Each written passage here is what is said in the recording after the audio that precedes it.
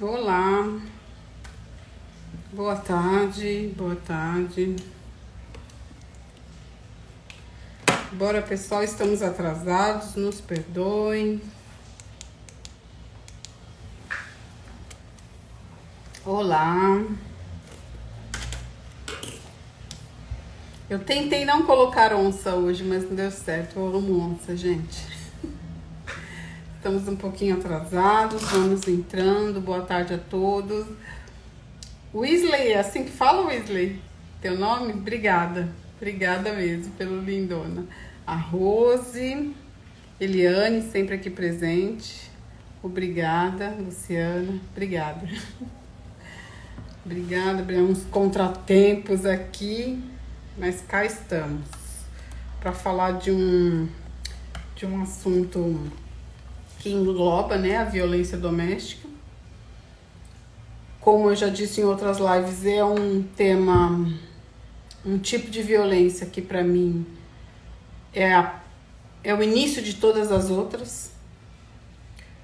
Todas as outras acontecem porque a violência psicológica ela se faz presente no início dos relacionamentos abusivos. Oi, Débora, obrigada. Bora lá ajudar o pessoal entrando aí. Manda o aviãozinho aí, por favor.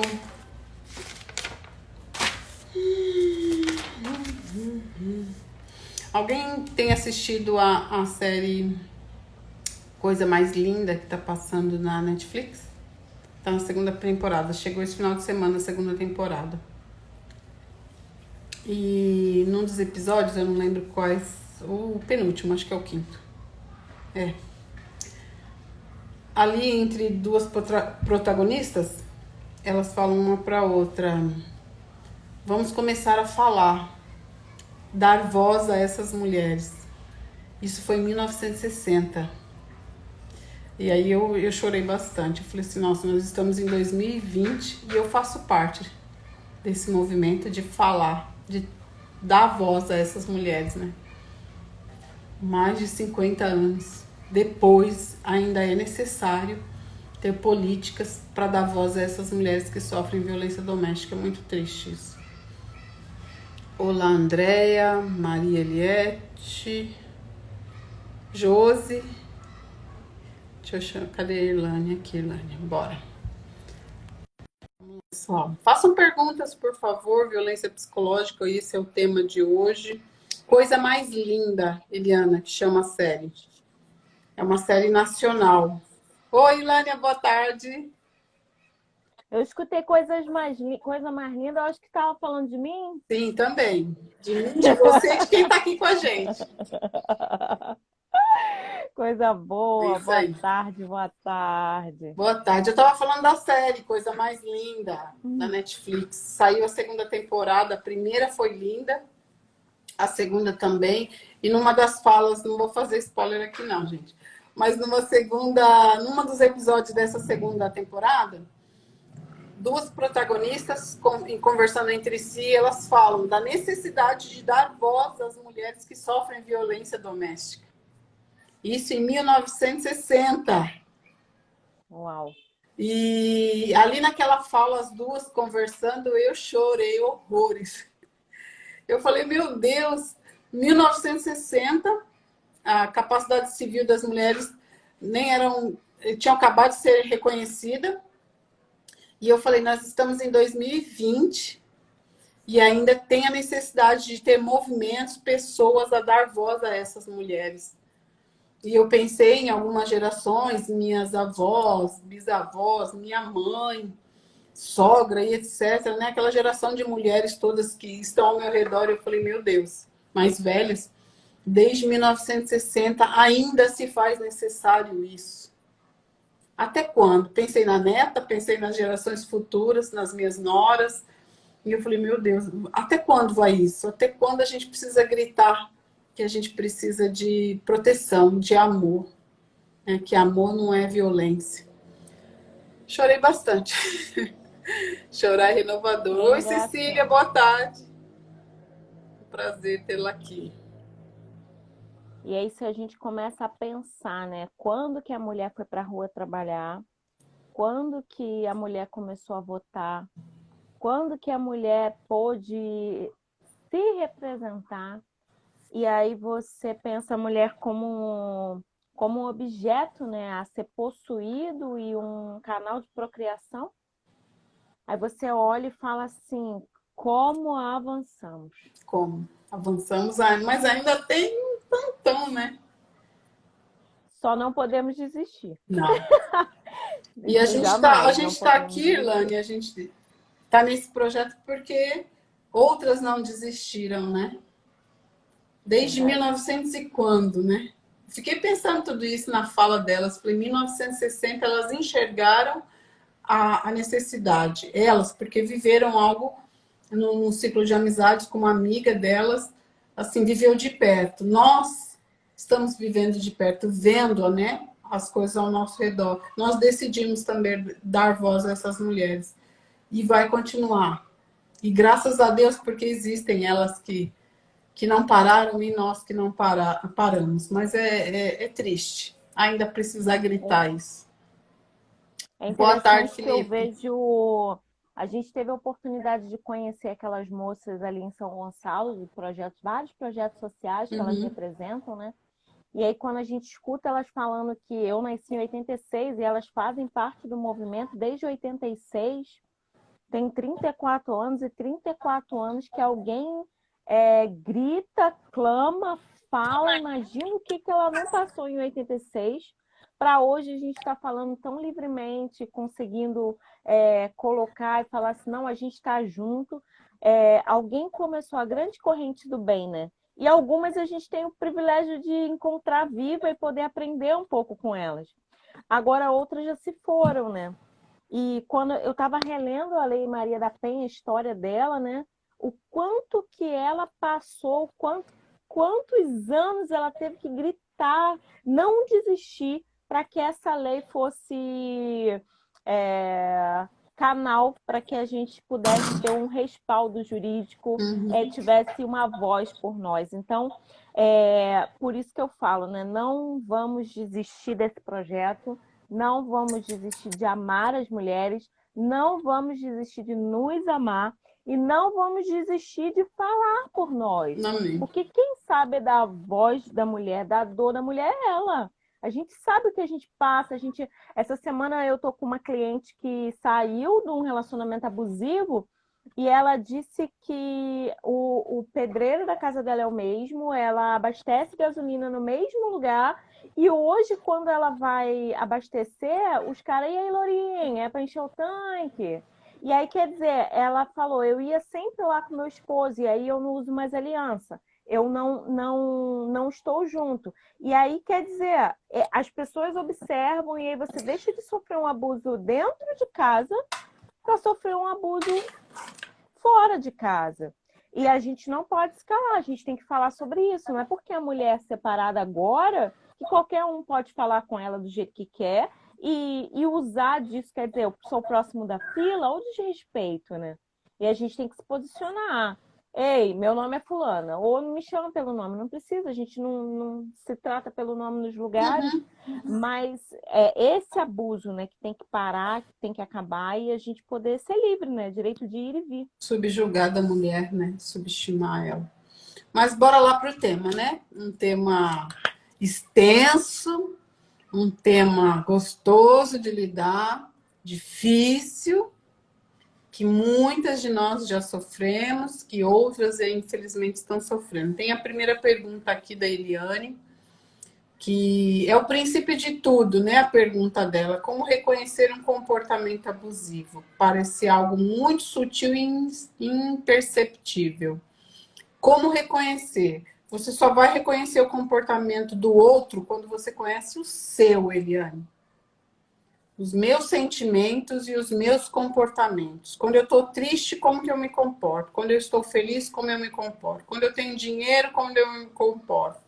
Quando eu estou na casa do fulano, quando está só, meu sentimento, como eu me comporto perante os meus sentimentos. Quando nós nos reconhecemos, fica mais fácil de enxergar o comportamento do outro. Porque quando o comportamento do outro for abusivo, contra ti, você logo vai reconhecer. Então, não se preocupe tanto em reconhecer o outro, mas se reconhecer a si. Autoconhecimento, né? A gente sempre fala aqui. Ah, mas eu quero identificar. Se identifique primeiro. Se eu sei que eu sou uma pessoa carente, que já sofri talvez com uma rejeição, uma amargura, uma falta de perdão, eu já tenho que ficar em atenção comigo, porque eu já sei que vou atrair esse tipo de pessoa. Então vamos tratar isso. A ajuda profissional está aí para isso. Por que eu não consigo liberar um perdão? Por que eu preciso de um perdão de alguém? Por que fui rejeitada e vamos jogar isso fora?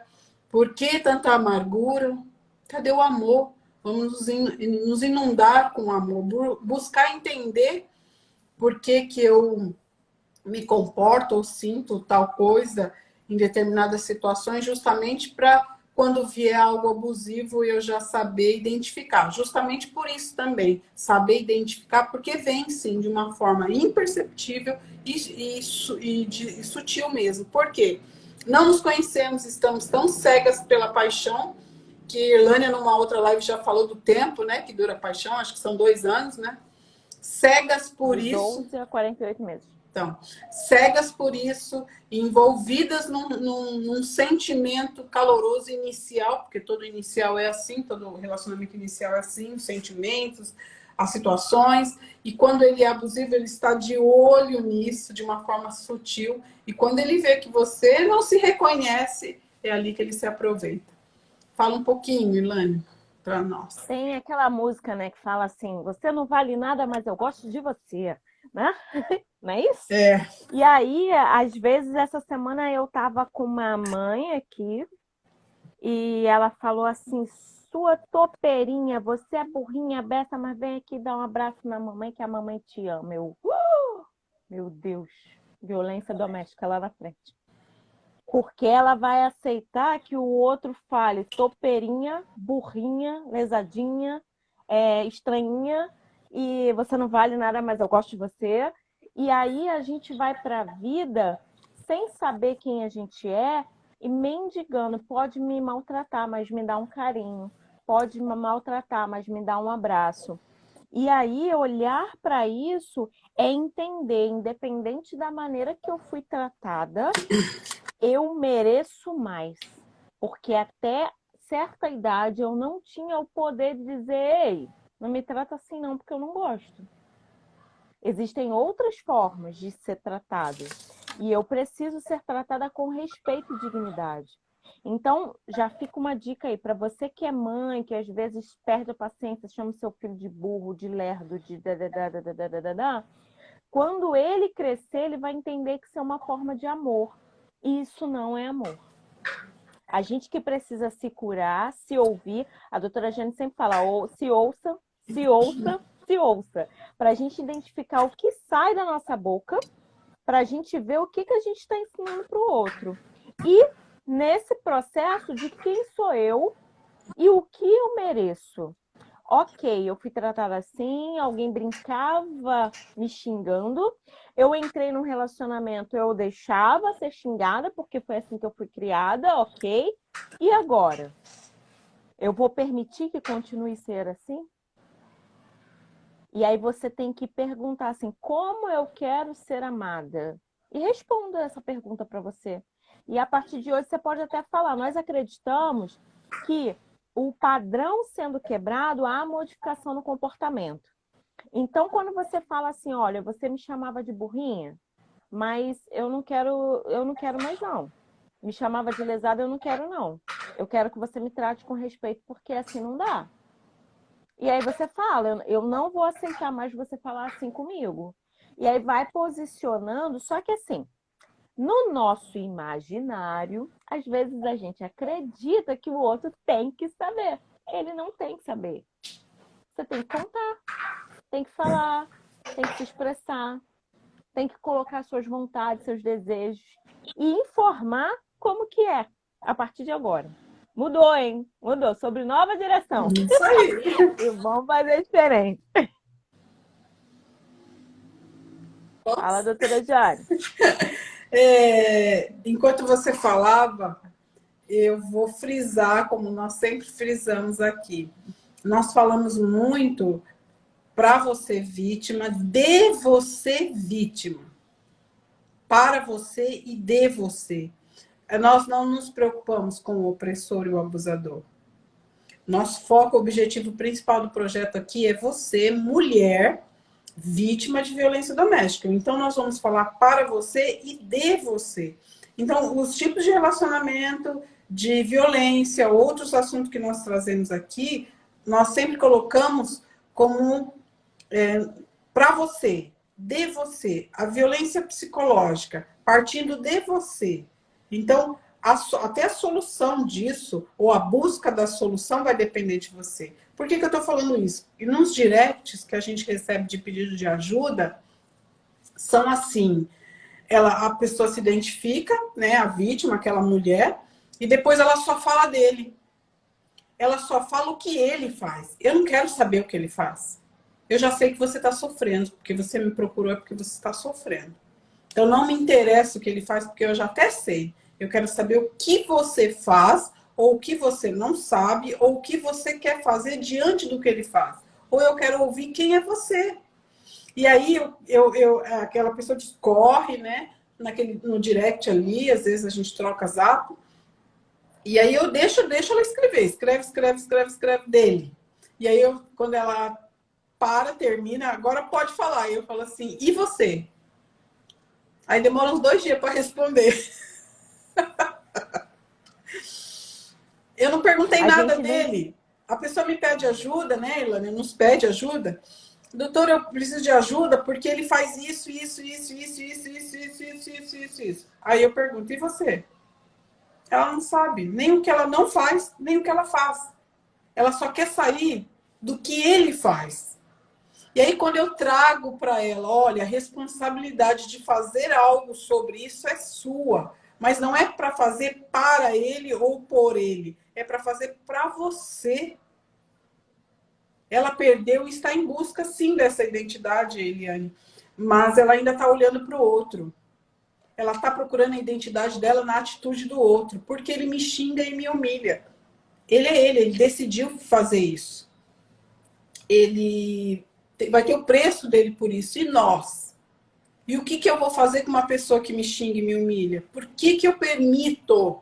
Onde que existe em mim a permissão para ele fazer isso? Eu vou buscar curar-me, me identificar, me responsabilizar, não me culpar. Totalmente diferente. Eu sempre falo, troquem a palavra responsabilidade de culpa por responsabilidade. Eu tenho responsabilidade disso, então eu preciso resolver isso. Aí eu não sei como, olhando para si.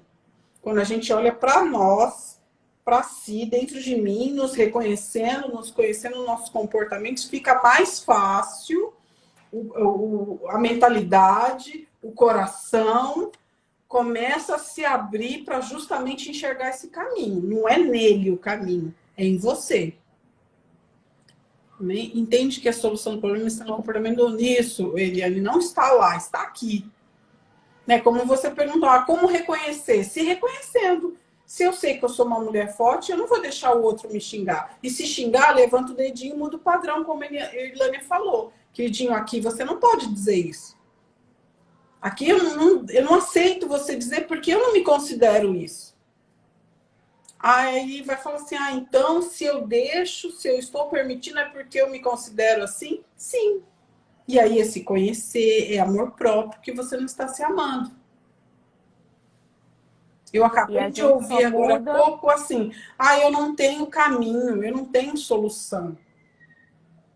Eu só vou conseguir fazer algo se o outro fizer. Não, a vida é sua, o protagonismo é seu. Né? Existem pessoas ao seu redor pedindo para você tomar uma atitude até para te encorajar, te apoiar até. Mas a pessoa não vê, fica olhando para o outro. A Eliana colocou, foi interessante aqui o que ela colocou. Foi com essas perguntas que eu saí do relacionamento abusivo. Você fez essas perguntas para quem, Eliane? Para ti própria, não foi? E as respostas disso, Eliane, estavam onde? Conta para nós aí, escreve aí, onde estavam as respostas das perguntas que você fez para sair de um relacionamento abusivo? Vou responder por ela, ela vai escrever aí, mas eu já vou falar. Estava dentro dela, tenho certeza. Sou fruto do que estão falando, agora eu sou feliz. Isso aí, glória a Deus, muito obrigada. E continue mesmo se amando. As respostas estavam dentro de você. É isso aí. Aí fala, é um jargão tão, né? Um jargão assim, né? Tá dentro de você. Mas tá, gente. Tem dia que você não vai sentir, tem dia que você não quer sentir. Você tá brava, que você chora, que você descabela. Eu nem descabelar posso mais. Mas, e tudo bem, é um dia. Agora, viver nessa condição já é outra coisa. Né? Fala mais aí, Elaine. É verdade. Agora, a violência psicológica, ela é a forma mais subjetiva de violência, que está camuflada e escondida atrás de coisas, né? Atrás do ciúme. Ah, mas ele gosta de mim, viu como ele gosta de mim? Ele faz isso porque ele gosta de mim. E o outro não gostava. E aí, quando alguém fala, às vezes a gente nem... Ai, tá vendo aí, seu marido não tem ciúme de você, você está se metendo aqui na minha vida. Mas às vezes o que começa de uma forma bem sutil e suave de ciúme, depois passa a ser um descontrole total, onde você não pode sair, você não pode escolher seu batom, você não pode escolher sua roupa, você não pode escolher nada, e você está sofrendo violência psicológica. E com isso, se você não pode escolher sua roupa, você não pode escolher seu batom, você não pode escolher nada, você não pode escolher nem o que você vai comer, a sua possibilidade de escolha, que está ligada à sua identidade, vai morrendo. Primeiro num batom, e depois nas outras coisas, como mudar de casa, como fazer uma compra, como... E aí você vai entrando num processo de dependência. E às vezes a gente faz exatamente assim, ó. Vou deixar ele escolher, porque quando eu escolho ele fica nervoso. Então eu vou deixar ele escolher. Só que eu quero dizer para você que quando a gente decide não decidir, a gente está decidindo. Decidindo deixar na mão do outro para ele decidir. E aí a gente tem que viver o que o outro escolheu. Mas viver o que o outro escolheu, se tratando de autonomia, identidade, desenvolvimento, amor próprio, a gente vai se matando junto com as nossas escolhas não ditas. Então a gente precisa escolher. Um relacionamento saudável, ele é feito de duas pessoas 100%, que vai ter 50% aqui, 50% aqui, que vai decidir unir para criar o relacionamento. E todo mundo tem que ter voz, todo mundo tem que falar, todo mundo tem que decidir, todo mundo tem que escolher o que vai comer. E aí, às vezes, a gente sai entre amigos, você fala, você vai querer comer o quê? Aí a pessoa olha e fala assim, o que a gente vai comer, amor? Aí você fala assim, você não sabe o que você vai comer? O cardápio é só prato individual, ele vai ter que escolher pra você? É porque ele sempre escolhe, ele Irlânia faz isso. Você faz isso. Aí eu falei, mas gente, uma coisa tão simples que é escolher o que eu vou comer. Imagine as outras coisas. O não escolher é uma escolha. A Eliane colocou aqui, o não escolher é uma escolha. O escolha do outro, não sua. Você está escolhendo pelo outro, você está identificando o outro. Você está escolhendo deixar o outro escolher por você, deixar ele decidir sua vida. Uhum. A Elaine aqui, Elaine, eu vou pedir algo para você. Releia o seu comentário de trás para frente. Porque o seu saber que o relacionamento é ruim é maior do que o seu medo. O seu sofrimento é menor do que o seu medo. Releia o que você escreveu de trás para frente. E ficar no lugar ruim porque você não sabe o que vai vir é uma escolha, é a pior escolha e a decisão é sua. Então, saber tem sido menor do que o medo e o seu sofrimento tem sido menor do que o medo ainda. Você está preferindo ficar e sofrer. Você está decidindo isso, Elaine. Eu não posso dizer que tudo bem, porque não está tudo bem. Eu me entristeço com isso. Eu não posso dizer que vai ficar tudo bem, porque eu não sei se vai ficar tudo bem. Aqui, eu e Irlânia, eu tenho certeza, falo até por ela, nós temos uma certeza que você não merece saber disso, ter isso e sofrer por isso. Mas a decisão é sua. Leia com calma, devagar, de trás para frente. E se responda, né? A dor que eu tenho está sendo maior ou menor que o prazer que eu ainda tenho? Tem uma tese, Ilânia, em andamento aí para modificar a categoria da violência psicológica para uma lesão corporal. E quem vai dar esse laudo? Vocês. Eu não digo eu, porque eu sou psicanalista, mas eu não clinico. Eu sou uma psicanalista teórica, vamos dizer assim. Eu leio muito, estudo muito a psicanálise. Mas a Irlânia é mais atuante. Então, quem vai emitir os laudos? Olha a importância e o crescimento dos profissionais da saúde mental. São os psicanalistas e os psicólogos e psiquiatras, que vão determinar, através de um laudo, qual a profundidade daquela violência psicológica afetou a mente, a vida, o corpo daquela pessoa. Daqui a pouquinho, assim como nós falamos de 1960, hoje, atualmente, né, há pouco tempo começou a se falar sobre essa lesão corporal. Então, eu creio que daqui a pouco, alguns anos, isso vai ser, não digo comum, mas necessário. E é triste.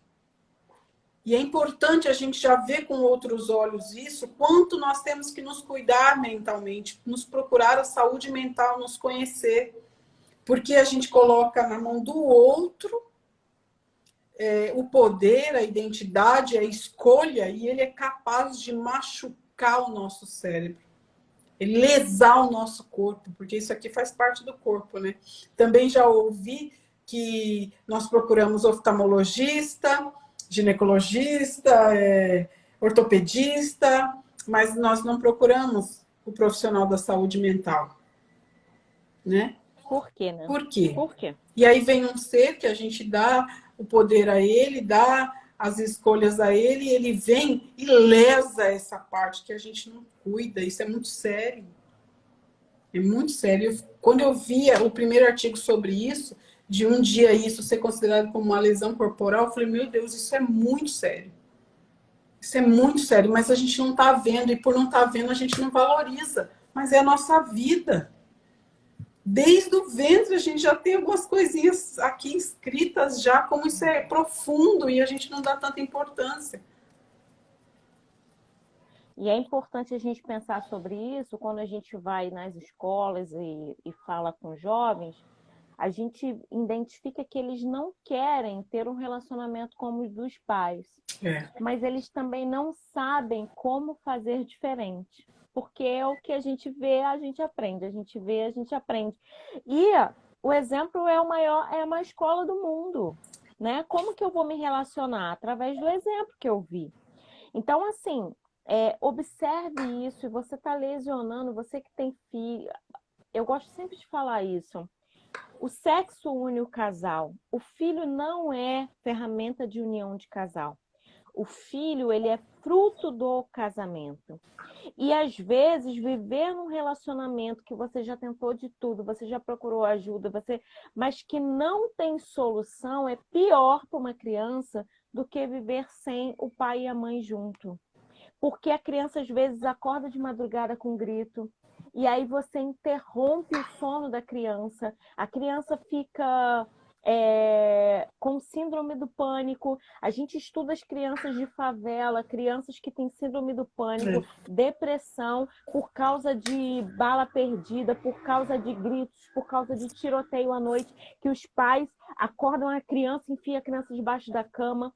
Como que lesiona o cérebro e deixa a amígdala cerebral, que é a nossa parte onde a gente responde aos estímulos que acontece, sobre o tempo todo sobre defesa. Eu preciso me defender, eu preciso me defender, eu preciso me defender. E o cérebro não aguenta essa pressão, então a gente entra em estresse, a gente entra em ansiedade, a gente entra em várias coisas, né?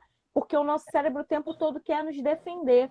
E quando a gente está falando de um relacionamento abusivo, onde o homem chega bêbado em casa e bate em todo mundo, às vezes uma criança de 7 anos, no período de formação da personalidade, entrando na frente do pai e da mãe, para poder defender a mãe, olha que responsabilidade.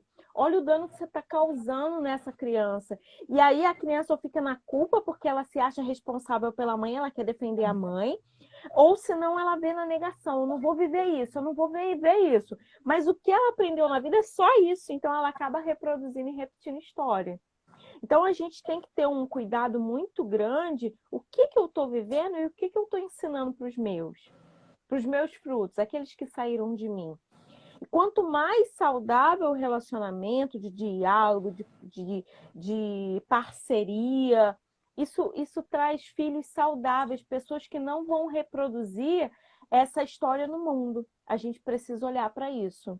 E você também se permitir que não importa o que você aprendeu até hoje, mas você está aqui, está ouvindo essa live e você pode entender que você pode viver melhor, você pode se amar, você pode se olhar no espelho, ver as suas qualidades. E aí eu estou atendendo uma moça que ela malha, faz massagem várias vezes por semana, toda no lugar, e ele olha para ela, ela é linda, assim, linda, linda, linda. E aí ele fala, você é uma velha, você tá acabada. Aí ela acorda na quarentena e fica fazendo aulas, tipo, Q48, queima diária, fica fazendo aula e aula em casa, o personal vai na casa dela, porque tem que estar no lugar, porque tem que estar nova, porque não sei o quê, tem que estar tudo no lugar. Ele paga isso? Paga, mas será que paga o preço de falar, você tá velha, você tá acabada, você tá feia, ninguém vai te querer. E aí ela fica nessa relação, porque ninguém vai me querer, então eu fico aqui. Mas olha tudo que ela escuta, será que vale a pena? Será que vale a pena a gente estar numa situação onde a gente não tem a nossa autoestima preservada? Alguém fez uma pergunta aí, né? Eu não entendi a pergunta da Eliane. E a Fabiane colocou que não seria barganhar isso usando a criança? Com certeza. Com certeza. Eliane, repete sua pergunta que realmente eu não entendi. Eu acho que o primeiro verbo ali ficou confuso pelo corretor. E aí eu não consegui entender. Eu tentei decifrar. Mariana pergunta como a autoestima pode influenciar no relacionamento. A autoestima é a base de tudo. Qualquer tipo de relacionamento.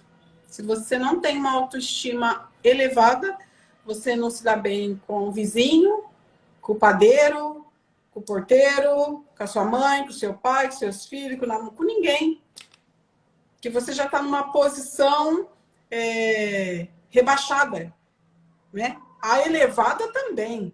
Porque tem que ter o equilíbrio. A muita você vai sair batendo, dando patada em todo mundo, em qualquer tipo de relacionamento.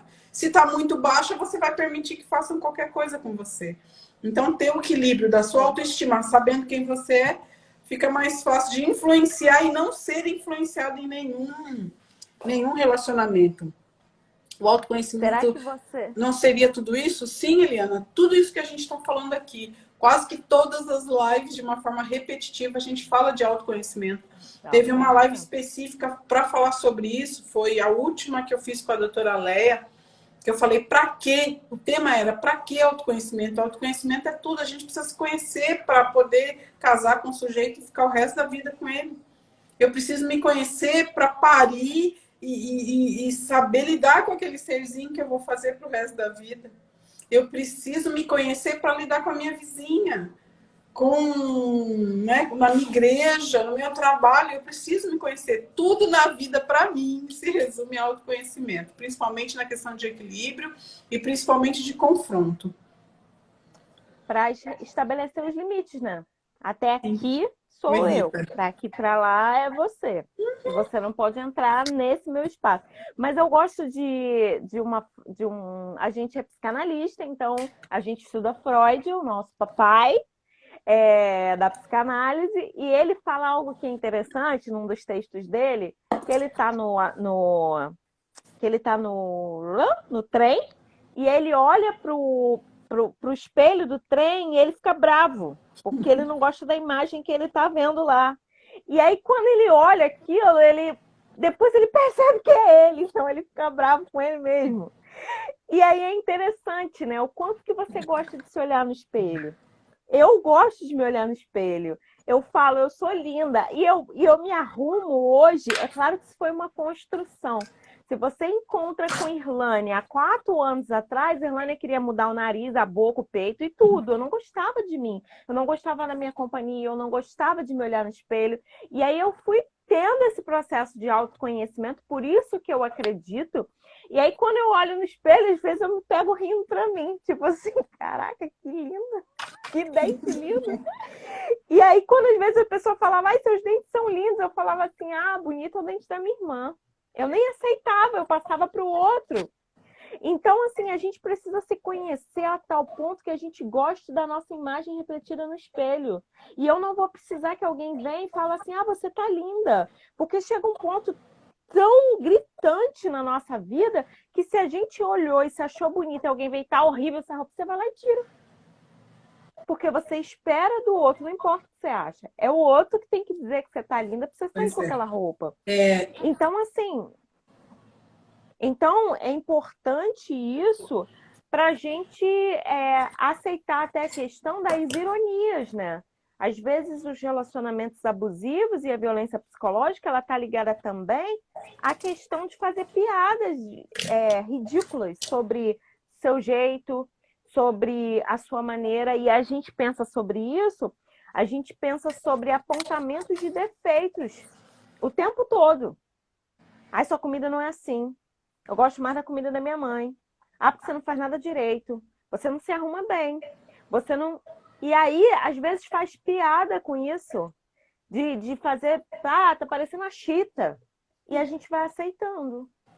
Vai aceitando. E vai aceitando. Mas se eu gosto de mim, eu vou olhar e falar assim, não, pareço Chita não. E você me respeita. Porque eu sou melhor que a Chita, inclusive. A Chita não é minha mãe e eu não pareço com a Chita. Não mesmo. A Rosemary colocou aqui, eu tenho um bloqueio de aceitar elogio.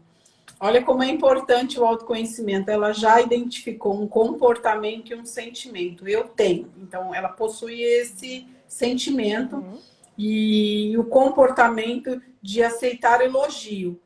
Busque mais, Rosemary. Cafu foi mais aí. Não sei qual é, esqueci o nome da palavra aí. Ó. Procura mais. Vai mais profundo nisso. O fato de você já entender isso já é assim, 50% resolvido. Os outros 50%, procura mais um pouquinho aí, cava mais aí, porque você vai achar a raiz disso e vai jogar ela fora. Você vai entender ela, não é aceitar ela, é entender por que você sente isso para poder exterminar ela da sua vida. 50%. Agora teve aqui, como elevar a autoestima, como fazer quando ela é ausente. É se empoderar o tempo todo.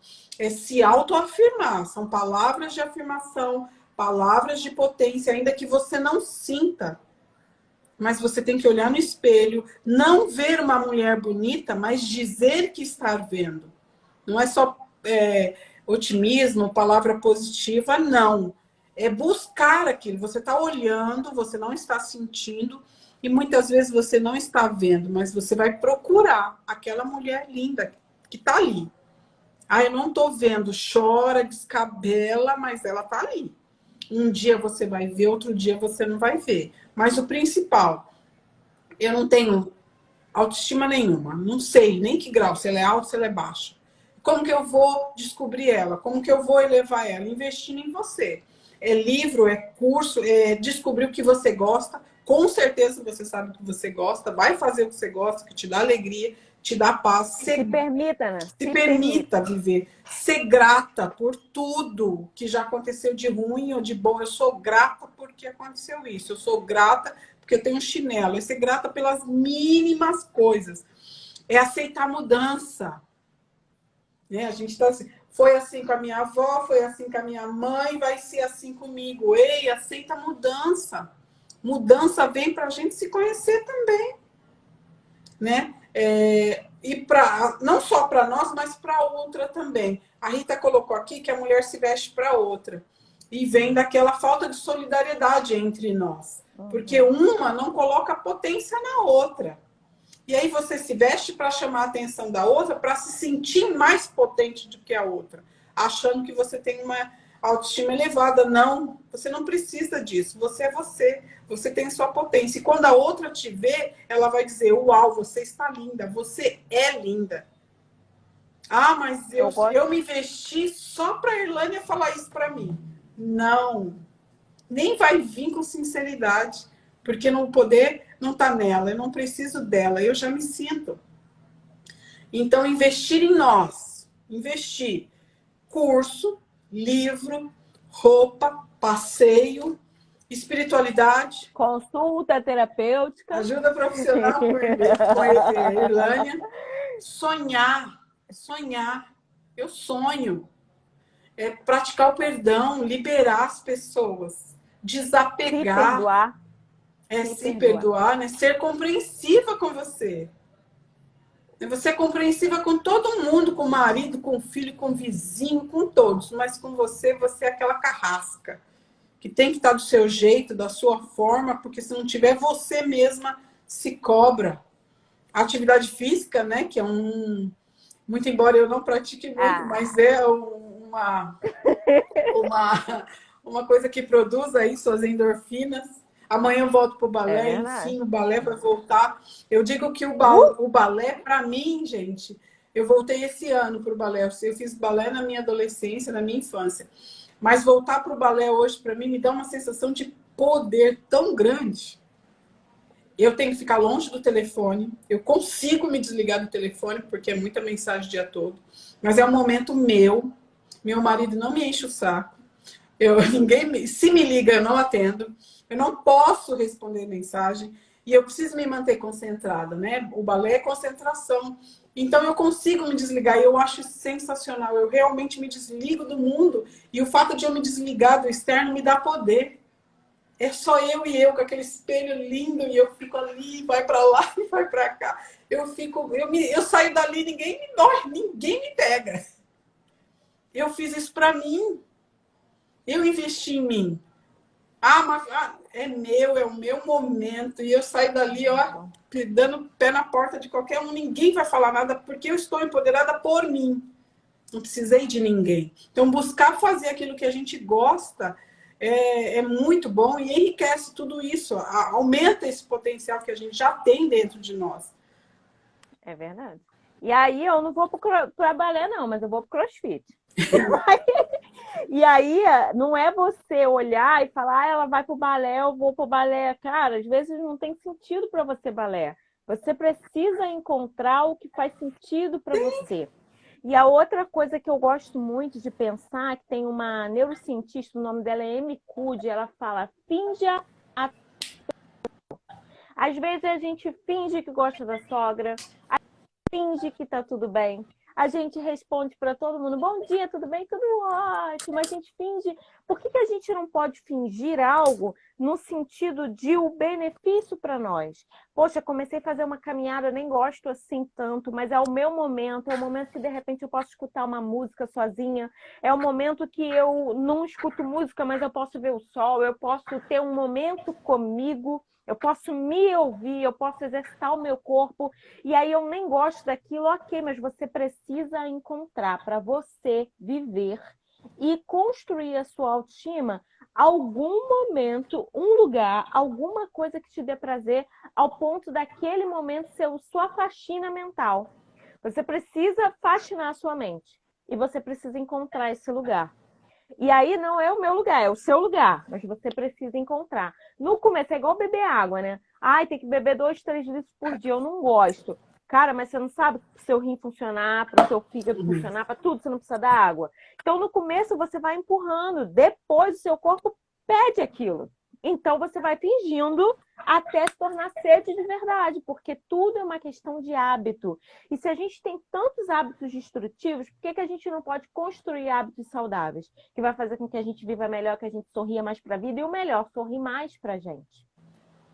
Rosemary, lá atrás, Rosemary, se ela estiver ligadinha aí, eu vou bater um pouquinho nela. Lá atrás ela disse que tem dificuldade de receber elogio. E agora há pouco ela falou ela se elogiou mas com a fala de outro, que a família dela diz isso porque sou, ela já se considera.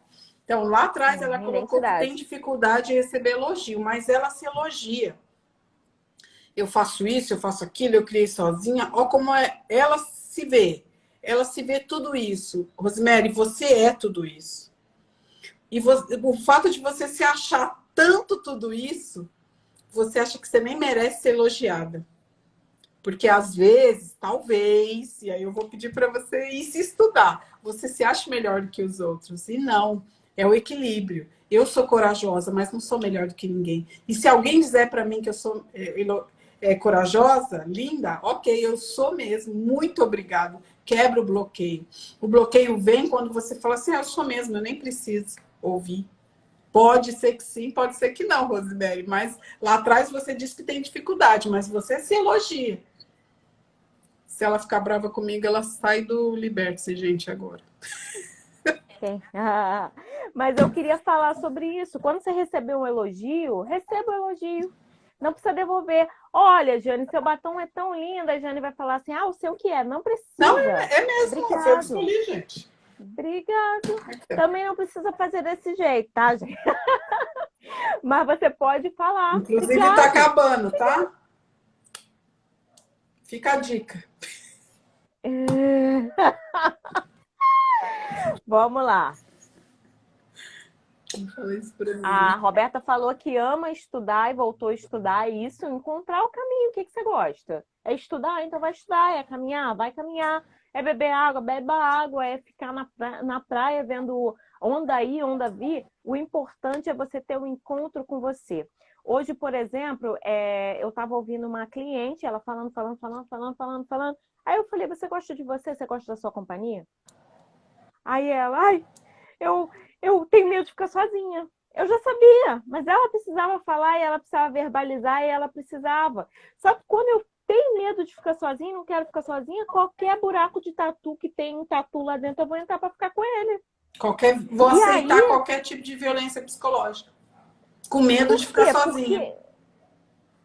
E aí, por que ela está passando por tudo isso? Porque ela tem medo de ficar sozinha, ela está aí procurando alguém, me socorre. E aí, qualquer pessoa que disser, oi, tô contigo, mesmo que seja para te maltratar, você aceita para não ficar sozinha. Você é mais do que isso, você é melhor do que isso. Você já aprendeu a andar, você aprendeu a falar, você aprendeu a trabalhar, você aprendeu a cozinhar. Você é inteligentérrima. Como diz Albert Einstein, o homem ignorante é aquele que não usa 30% da capacidade do seu cérebro. E, segundo ele, todos nós somos ignorantes porque todos nós não usamos 30% da capacidade do nosso cérebro. Começa a usar mais e começa a usar em direção a você, para que você cumpra a lei, assim, ó, amar ao próximo como a mim primeiro. Eu primeiro, depois o outro. Eu primeiro. Então, eu gosto disso. E aí eu vou me cuidando, me tratando, me beijando, me trabalhando, me abraçando, me apertando, me elogiando e tendo encontros comigo, encontros assim, não de solidão, mas de solitude. Porque a solidão, ela acontece, eu estou numa sala com 500 pessoas, num curso, num treinamento, mas se eu estiver em solidão, eu estou num vazio, ninguém aqui olha para mim, tá vendo? Ninguém me vê. Agora, quando você está em solitude, você pode estar sozinha no seu quarto, com o seu livro na mão, mas você está tão em paz e você fica assim, eu não quero que esse momento acabe jamais, porque eu estou bem aqui comigo. E isso é bom. É bom, e você tem que observar o quanto que você o tempo todo está falando com alguém, o tempo todo está lá, está para fora, talvez seja o momento de voltar para dentro e olhar para você, respirar, se sentir. Quem é você? Responde essa pergunta. Quem sou eu? Quais são as minhas maiores habilidades? O que eu gosto? O que eu aceitei até hoje que está debaixo das minhas capacidades, potencialidades? E o que eu vou aceitar a partir de agora? E aí você pode dizer sim para você e comprometa-se. 1% a mais hoje, eu vou dizer sim para mim. E amanhã, mais 1%, já foi 2%. Em um ano, 365%. Você decidiu dizer sim para você. e como que você vai crescer, evoluir, e ninguém vai pisar em você, porque você sabe quem é. Ninguém pisa em alguém que sabe quem é. Ele vai até tentar, qualquer pessoa vai tentar. Mas quando você fala, tá falando comigo, Catito, estranho, fala assim comigo não, que eu sou melhor que esse negócio, porque eu me reconheço. E me reconhecendo, eu não aceito. E o outro fica até sem graça de falar, né? Mano, não adianta falar com essa aí, vou procurar outra para falar. E aí você vai atrair pessoas que vai estar no mesma vibe que você. E você vai poder ser feliz nos seus relacionamentos. Isso aí. Nós falamos sobre a violência psicológica, que falta muito pouco para ela se tornar uma lesão corporal. E aí eu vou trazer um exemplo bem prático para a gente não permitir a violência psicológica. Lesão corporal, ela tem a média, tem a grave, tem a mínima. Um arranhão é uma lesão corporal, um corte já é uma média e a exposta já é uma grave, uma lesão corporal grave. Mas existem vários tipos de lesão corporal.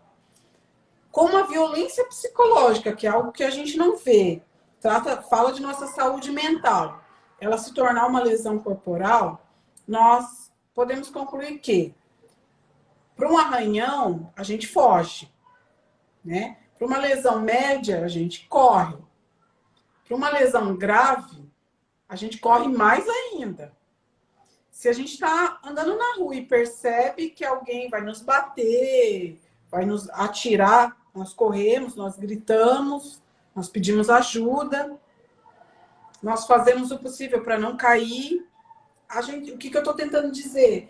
Para não acontecer uma lesão corporal por nós mesmas ou por um terceiro, a gente se protege.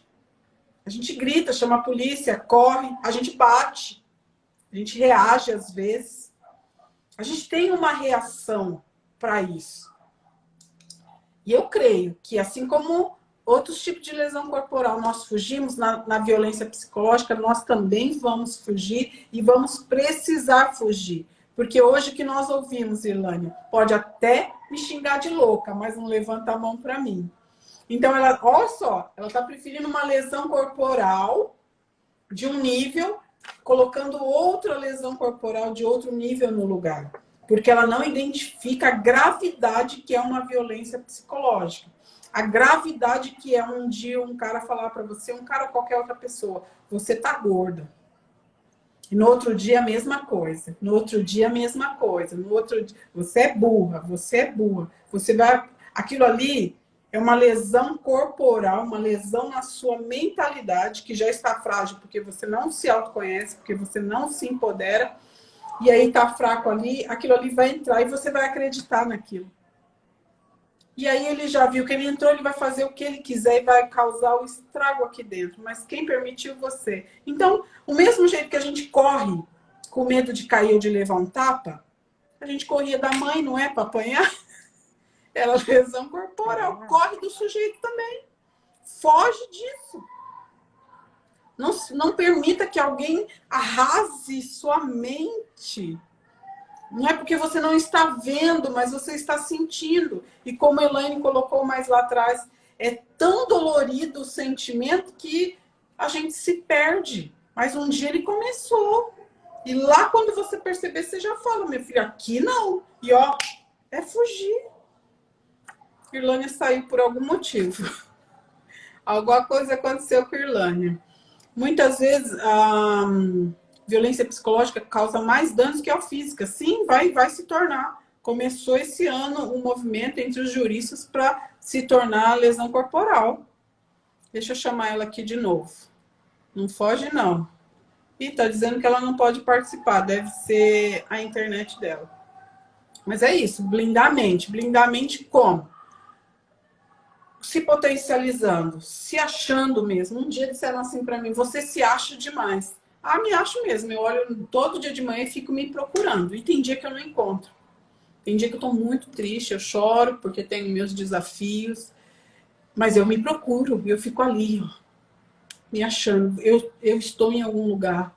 E quando eu digo olhar no espelho, parece um jeito metafórico. Mas é isso, eu olho no espelho, eu abro a Bíblia e ali eu busco versículos que me fortalecem como filha, como mulher, como princesa do Senhor. E ainda que eu não esteja sentindo aquilo, eu repito comigo, eu oro e até eu sentir aquilo. E eu sinto, e o Senhor faz isso. Agora voltou. A bateria dela, será? Aguardando ela voltar. Oh. Não foge não, queridinha. Eu chamei e disse que você não podia aceitar. Falei, olha lá, tá fugindo, gente. Tá fugindo. Foge não. Fui me olhar no espelho. A Mariana colocou que muitas vezes a psicológica, ela é mais dano que a física. Aí eu falei para ela sobre o que eu já tinha falado de se tornar lesão corporal. Né? Gente, isso é muito sério isso que eu estou falando. Começou agora, mas a gente vai ver resultado disso daqui uns 2 anos. É que não tem manicômio mais aberto, né? A política manicomial estão fechando. Mas se tivesse aberto, ia ter que abrir mais, porque vai ter tanta gente lá dentro, porque permitiu que o outro arrasasse a sua mente. E o poder, não digo de solução, mas o caminho de cura para isso são os profissionais da área da saúde mental. Eu não quero que Irlane fique rica com isso. Não quero. Porque se ela ficar rica com isso é porque tem muita gente doente. Mas eu quero que ela fique rica de gratidão e de conhecimento para derramar para esse povo. Para não permitir que esse povo entre no ciclo. Quando a mulher perceber, opa, eu não sei sair disso, opa, eu estou vendo isso e eu não consigo identificar, buscar ajuda antes que a lesão seja profunda. E deixa eu te falar uma coisa. Eu tive um namorado uma vez que ele estava aqui, eu falei algo com ele, ele deu um soco na parede. A minha mãe falou assim, ei, vem aqui. Quem bate na parede vai bater na minha filha. Então você pode pegar suas coisinhas e ir embora. E o quanto que às vezes as coisas acontecem debaixo dos nossos olhos e a gente não protege os nossos filhos, sobrinhos ou uma mulher que está perto da gente. E tudo começa no namoro. Tem um livro que eu acho muito interessante, O Divórcio Começa no Namoro, porque às vezes sinais a gente consegue identificar no namoro, mas a gente não corta esses sinais. A gente entende que vai, através do nosso amor, a gente vai curar o outro, que a gente vai fazer com que o outro entenda. E a gente não está num relacionamento para que ninguém entenda nada. A ideia não é essa. A ideia é, eu preciso respeitar o outro e ser respeitada pelo outro. Só que para isso, você precisa fazer esse caminho para você no sentido de entender quem você é e até onde você pode ou deve aceitar. E de verdade, agressão nenhuma a gente deve aceitar. Nenhuma. E às vezes, por exemplo, meu marido trabalha e ele... Ai, gente. Tá bom. Ele trabalha com homem. Ficou 35 dias com homem. Ele chegou em casa, falou algo comigo, mozinho, a esposinha que tá aqui. A esposinha não é macho, é esposinha, tudo bem? Tem que falar com a esposinha que eu sou esposinha. Ele ria e aí ele se percebe. Por quê? Porque a gente tem que sinalizar para o outro que, embora ele estivesse 35 dias trabalhando com homem, falando com homem macho, mas eu sou mulher e eu preciso ser tratada como mulher. Então, quem tem que sinalizar isso? Eu. Então é isso, gente. Sinalizem para si, sinalizem para o outro. E se não conseguirem sinalizar para si ou para outro, nos busquem ajuda, se amem. Vai ter dia que vai conseguir, vai ter dia que não vai conseguir, mas vale a pena. Os posts do projeto são para isso, para te fazer refletir, buscar ajuda. Não dependa de ninguém para buscar essa ajuda, isso depende de você. Ok? Até a próxima. Beijos. Tchau. Obrigada, Rosemary, Elaine, Eliane, Mariana e tudo mais. Até maridão tava aí. Mundo. Rita, um beijo. Beijo. Eliana Politani. Beijinhos. Tchau, gente. Perfeito. Tchau, Elaine.